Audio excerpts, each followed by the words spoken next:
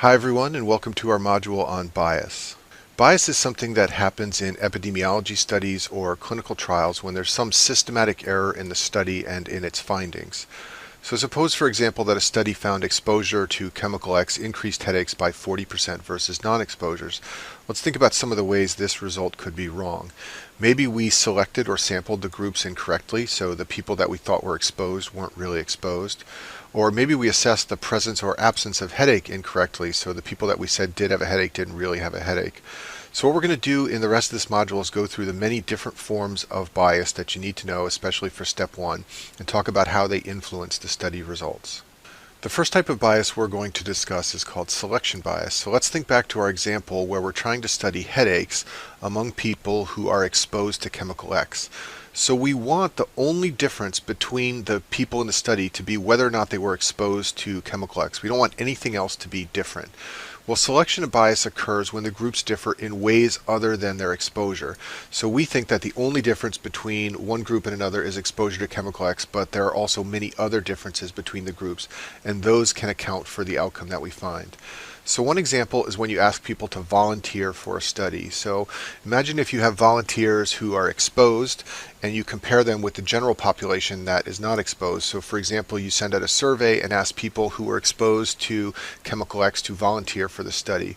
Well, the people that volunteer are often different in many ways from the general population. There are things that make them want to volunteer. They may be angry they were exposed to chemical X, or their symptoms may be severe. So anytime you see the word volunteer in the question stem of a board question, you should wonder whether there may be selection bias. Sometimes this is actually called volunteer bias, and it's a form of selection bias. Another form of selection bias is when workers who are exposed to some chemical are compared with the general population. This is often done to see whether workers in a chemical plant, for example, are getting sick. But the problem is the workers may be different in many ways from the general population. And you can just use your imagination, but they may be younger or older, they may smoke more or less. There can be lots of different types of selection bias in a study like this. Usually when we say there's selection bias in a study, we're using it as a general term to say that the groups differ in some way other than exposure.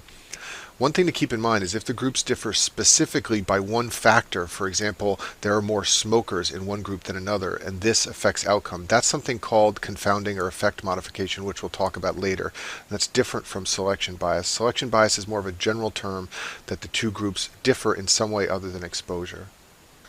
Attrition bias is a special subtype of selection bias, and this is a problem in prospective studies that follow patients for many years. Some of the patients in the groups will get lost to follow-up. You'll try to contact them 2 years or 3 years into the study and you can't reach them. And if you lose patients to follow-up unequally between the groups, this can introduce a special type of selection bias called attrition bias. And the way to remember that it's a subtype of selection bias is to think that the patients who don't follow up are selecting to be out of the trial. Or another way to think about it is the patients that do follow up are selecting to be into the trial. And that just can help you remember it's a type of selection bias. So suppose, for example, 100 smokers are lost to follow-up because they die. The study may show that smoking is less harmful than reality because it didn't include those 100 smokers who were lost to follow-up. And this is a type of attrition bias. Another type of selection bias is called sampling bias, and this is when the patients in the study or the trial are not representative of actual practice. And it means that the results of the study may not be generalizable. One example of this comes up in my area in heart failure. The average age of most patients in heart failure trials is about 65, but the average age of actual heart failure patients is usually over 80. So we sometimes wonder whether we have sampling bias in heart failure trials and whether the results apply. Now, we have to make the best use of the results we can, so we often still interpret them for the older patients, but we worry a lot about sampling bias. And this is the case anytime the patients in the study don't represent the group that you're going to interpret the study for and the group that you're going to actually practice medicine on based on the results of that study. Another rare and sort of peculiar type of selection bias is called Bergson's bias, and the key thing here is this is selection bias when you use hospitalized patients in your study, either in the treatment or control arm. Patients in the hospital tend to have more severe symptoms. That's what gets them admitted to the hospital. They also have better access to care. They have nurses and doctors around them all the time. So if you do a study and one arm has hospitalized patients and the other arm does not, the results can be altered because the group in the hospital was very different from the other patients that weren't in the hospital. Now we're going to talk about a very important and high yield type of bias called confounding. And this is when an unmeasured factor confounds the study results. So let's consider an example. Suppose we study alcoholics and it looks like they get more lung cancer than non-alcoholics. This might make us think that drinking alcohol causes lung cancer. However, it turns out that smoking is much more prevalent among alcoholics. So smoking is the true cause of more cancer, and we would call smoking a confounder of the results. It makes it look like drinking alcohol is the cause, but it is not. So to understand how we discover confounders, we need to understand something called stratified analysis. So let's look at this 2x2 table up here at the top in the middle for a study of alcoholism and lung cancer. So I've written lung cancer along the top, and these are patients who are positive for lung cancer and patients who are negative. And I've written alcoholism along the side. So the top row are patients who are positive for alcoholism, and the bottom row is patients who are negative. And I've split the patients up such that we get a relative risk for alcoholism and lung cancer of 5. So this would suggest that you are 5 times more likely to get lung cancer if you are an alcoholic compared to if you are not an alcoholic. However, down at the bottom of the screen, I have split the results up into smokers on the left and non-smokers on the right. Let's look at the smokers first. So among the smokers, lung cancer is on the top again and alcoholism is on the right, and we've got an equal distribution of positive and negative cases, and the relative risk comes out to be 1 when we look at the smokers by themselves. When we look at the non-smokers by themselves over here, we also get an even distribution of positive and negative alcoholism among cancer cases, and we also get a relative risk of 1. So a stratified analysis by smoking versus non-smoking has eliminated the effect of alcoholism on lung cancer. This means that smoking is a confounder. It completely eliminates the apparent risk of alcoholism on lung cancer. And this is called a stratified analysis, and this is how you uncover confounders. And you're often shown stratified analyses on your board exams, and you need to recognize that when the risk ratio goes away once you split it up into 2 subgroups, that means there was a confounder causing the initial results like what I showed up here on the top of the screen. It's high yield to know for your board some of the ways that researchers control or eliminate confounders. And the first way is randomization. So if you randomly assign subjects to both arms of a trial, this should ensure equal distribution of all variables in both arms. For example, in the study on the last slide, if we could have randomly assigned people to be an alcoholic or not, of course that's impossible, but if we could have done that, we would have gotten equal distribution of smokers among the alcoholic group and the non-alcoholic group, and this would have eliminated the confounders. The way you control for confounders in studies of things like alcoholism is through matching. So in the study on the last slide, we had alcoholics and non-alcoholics. So what you want to do is carefully select the control subjects, the non-alcoholic group, to match as closely as possible the study subjects. So you try to choose people with the same age, gender, and smoking status, and this makes it less likely that confounders will be present. The next type of bias is called the Hawthorne effect, and this is when study patients improve just because they are being studied. So often when patients are in a study or when providers know their patients are in a study, their behavior changes because they know they're being monitored. And this is common in studies of behavioral patterns. So for example, if physicians know their patients are being surveyed about their vaccination status, the physicians may vaccinate more often because they don't want to have the results show that they weren't doing a good job of vaccinating. Another example is patients who know they're being studied for how much they exercise. They may exercise more often. And these are both examples of the Hawthorne effect. The next type of bias is called the Pygmalion effect. This is also called the observer expectancy effect, and it's named after the Greek myth of Pygmalion, which was about a sculptor who fell in love with his own statue. And this type of bias occurs when the researcher believes in the efficacy of treatment and influences the outcome of a study. For example, if the creator of a new surgical device uses it on his own patients as part of a clinical trial, he may use it in a way or influence the outcomes of the study in a way that biases the results. So the Pygmalion effect and the Hawthorne effect are kind of similar and they can be confusing. Here's how I keep them straight. The Pygmalion effect is when a provider believes in treatment and influences the results to be positive. So it's unique to an investigator driving the positive benefits of some type of therapy. The Hawthorne effect is a more general term when subjects or investigators just behave differently because they're being studied. And you can sort of think of the Pygmalion effect as a special, unique subtype of the Hawthorne effect, where the investigator is behaving differently to make the benefit of the drug greater than it would otherwise be. Next type of bias is called lead time bias, and this type is fairly easy to remember from the name. This is when screening identifies the disease earlier and it makes survival appear longer when it is not. So for example, consider if the average time from detection of a breast lump to death was 5 years, and a screening test identifies breast cancer earlier, and the time from detection using the new screening test to death is now 7 years. So it looks like the test improved survival, but it didn't. It just picked the cancer up earlier. And this is a big problem in cancer studies that identify disease very early on. Recall bias, like the name implies, is inaccurate recall of past events by study subjects, and this is very common in surveys when they ask subjects to remember things from a long time ago. Suppose, for example, we asked patients with disabled children about their lifestyle during pregnancy many years ago. They may not remember all the details, and this could bias the findings of the study. Procedure bias occurs when one group receives a procedure like surgery and another gets no procedure. You often give more care and attention to the patients who get the procedure. So if we randomly assign some patients to no surgery and others to surgery, and then the surgery patients are in the hospital and they're carefully monitored and carefully cared for, this could introduce bias to the findings of the study. It could make the surgery look more effective than it actually is. The late look bias is a type of bias that happens in surveys or polls or other cross-sectional studies where patients with severe forms of disease do not get studied because they have died. So for example, suppose we were conducting a survey of HIV positive patients to determine their symptoms, and the survey showed that HIV patients are asymptomatic. This survey could be suffering from the late look bias because patients who have severe forms of the HIV infection would have died, and therefore they are not responding to our survey, and patients who have less severe forms of the infection are more likely to be alive and able to respond to the survey. It's called the late look bias because you are looking at patients late in the course of the disease who have survived the early phases. It's also sometimes called length bias because these types of studies are biased towards patients who have survived for longer periods of time, and they're biased against patients who die early on due to a severe form of the disease.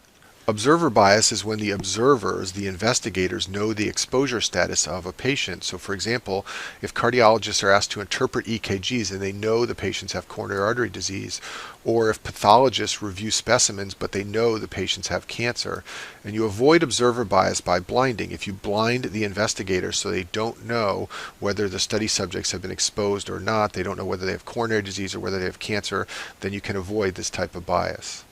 Measurement bias is just sloppy research technique. So for example, if blood pressure weren't measured correctly in both arms, or if the protocol weren't followed, and this is a big problem, especially if it's unequal between arms. So if one group of patients has protocol followed but the other group doesn't, then this could introduce a significant amount of measurement bias. So they like to ask you on your boards about ways to reduce or eliminate bias, so let's review those here. We talked about how randomization helps to eliminate bias. It splits potential confounders between the two groups so that they can't have an effect, and it eliminates selection bias because patients can't volunteer or select to be in one arm or another. Matching in case control studies helps a lot because it tries to eliminate confounders by matching the groups as closely as possible. If you blind the investigators and the patients, as we just discussed, then they can't alter their behavior. And then one special way to reduce bias is to do something called a crossover study. So a crossover study is when subjects are randomly assigned to a sequence of treatments. So for example, Group A might get a placebo for 8 weeks followed by the drug for 8 weeks, and Group B might get the drug first and then the placebo first. And when you do this, the subjects can serve as their own control, and this can avoid confounding because you're using the same subject to compare to itself. One drawback of these studies is that the effect can carry over. So for example, Group B that got the drug for 8 weeks can cross over to the placebo group, but the drug effects can continue. And one way they avoid this is by having something called a washout period where they delay before starting the second phase to make sure any effects of the drug wear off. So this is a picture of the design of a crossover study. So Group 1 would get the placebo up here and then go through a washout period and then get the drug, and Group 2 would get the opposite. And so you can compare the groups of placebo to the drug just like usual here, but you can also compare the patients to themselves. And this is what helps to eliminate confounding and bias in crossover studies. What I'd like to talk about next is a very high yield concept called effect modification. So an effect modifier is not a type of bias, and that's often a point of confusion. I'll clarify this in a minute. Effect modification is, however, something that alters the results of a study, and this occurs when a third factor alters the effect or outcome of a study. So let's consider an example. Suppose drug A is shown to increase the risk of a deep vein thrombosis. But in order to cause a DVT, drug A requires gene X. This means that gene X is an effect modifier of drug A. So the way we uncover effect modifiers in clinical studies is by doing a stratified analysis, just like I showed you previously for confounders. But the results of the stratified analysis are different for effect modifiers than confounders, and it's important that you understand the difference. So let's suppose we have our main study results up here at the top. So we've got DVT across the top here, and these are positive patients for DVT and negative. We've got drug A along the side, and these are patients who were exposed to drug A and patients who weren't. And I've distributed the numbers here such that the relative risk comes out to 5. So it appears that drug A exposed patients are 5 times more likely to have a DVT compared to patients who are not. Down at the bottom of the screen now, I've stratified the results by gene X positive over here on the left and gene X negative on the right. Among the gene X positive patients, the results come out such that the relative risk persists. There is a relative risk of 5 for DVT in patients exposed to drug A who are gene X positive. But in the gene X negative patients, the results come out such that there is no increased risk. The relative risk is 1. So by stratifying the trial results into gene X positive and negative patients, we have found a result only in one group, the gene X positive group. This means that gene X is an effect modifier of drug A on DVT. Many board questions will require you to understand the difference between effect modification and confounding, so let's go over that now.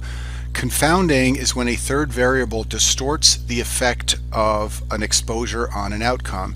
Remember when we talked about smoking and alcohol? Alcohol appeared to be associated with cancer, but it wasn't. That was a distortion caused by the confounder of smoking.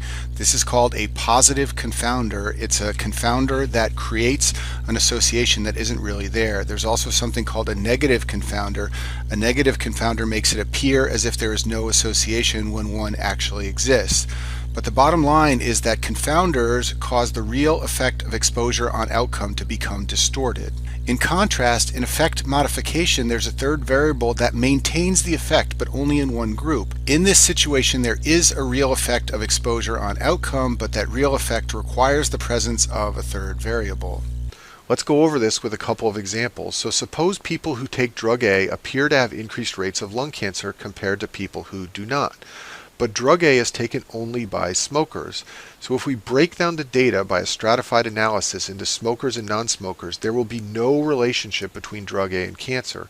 Smoking is the real cause of cancer. Drug A has no effect, and this is confounding, which is a type of bias. Now suppose people who take drug A appear to have increased rates of lung cancer compared to people who do not, just like in the previous example. But in this case, suppose that drug A activates gene X to cause cancer. If we break down the data by stratified analysis into gene X positive and negative, there will be a relationship between drug A and cancer, but only in the gene X positive patients. Drug A does have an effect on cancer. This is different from confounding. But drug A requires another factor, gene X, and gene X would be called an effect modifier. So this is an example of effect modification, and this is just a technical point, but effect modification is not a point of bias, so don't get that wrong on a question. The final thing I'll discuss in this module is something called a latent period, and this occurs when disease takes a long time to develop. So if you study exposure or drugs shorter than this period, it will show no effect. So consider, for example, that aspirin is given to prevent heart attacks, but patients are studied for 1 month. We're probably not going to see any benefit. And this is due to latency. So atherosclerosis takes years to progress. So if aspirin limits the progression of that, we're not going to see it in just 1 month. And we need to study the patients for longer. And this is an example of a latent period. So we talked about a lot of different things in this module. So let me give you a summary slide to help you keep them straight. So we talked about many forms of bias here. And remember that selection bias has several subtypes. And then also remember that confounding is very high yield, and you need to know the difference between that and effect modification. Besides all the biases, we talked about effect modification and a latent period. These are not forms of bias, but these are things that can influence the outcomes of a study. And that concludes our module on bias.